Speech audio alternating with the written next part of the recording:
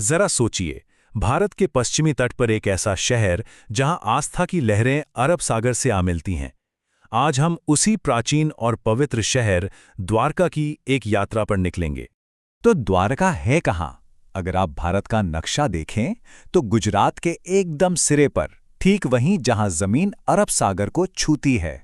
पता है, इसका ये तटीय इलाका इसे सिर्फ एक शहर नहीं बनाता, बल्कि ये एक ऐसा अनुभव बन जाता है जहां इतिहास और प्रकृति दोनों एक साथ सांस लेते हैं।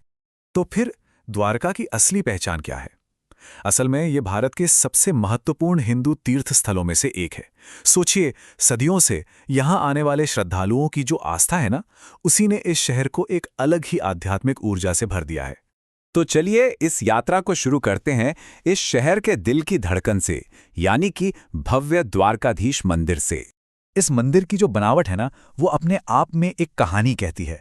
इसका कई मंजिलों वाला मुख्य शिखर ऐसा लगता है जैसे वो आसमान को छूना चाहता हो, और इसके दरवाजे पर जो बारीक नक्काशी की गई है वो तो देखने वालों को बस मोह लेती है।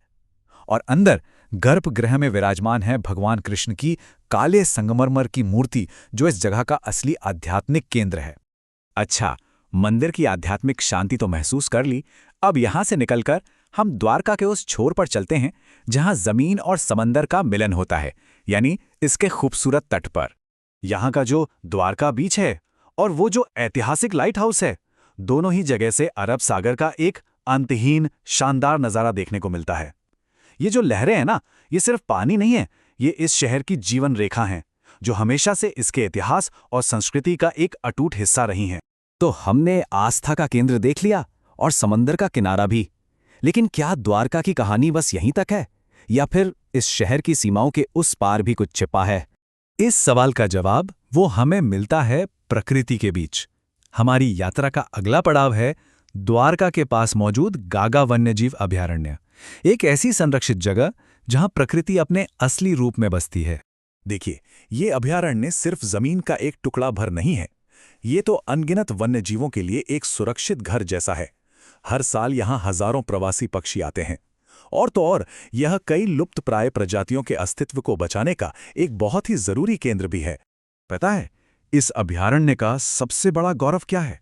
वो है लुप्तप्राय भारतीय भेड़िया, जिसे यहां एक सुरक्षित घर मिला है।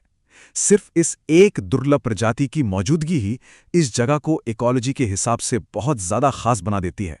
तो द्वारका की पूरी तस्वीर इन तीन रंगों से मिलकर बनती है। एक तरफ है गहरी आस्था, दूसरी तरफ खुला समुद्र तट, और तीसरी तरफ अनछुआ वन्य जीवन। सच कहूं तो ये तीनों मिलकर ही इसकी असली पहचान को पूरा करते हैं। और यहीं आकर हम एक गहरे सवाल पर रुकते हैं। क्या होता है जब सदियों पुरानी आस्था और जंगली प्रकृति एक दूसरे का सम्मान करते हुए साथ साथ रहते हैं?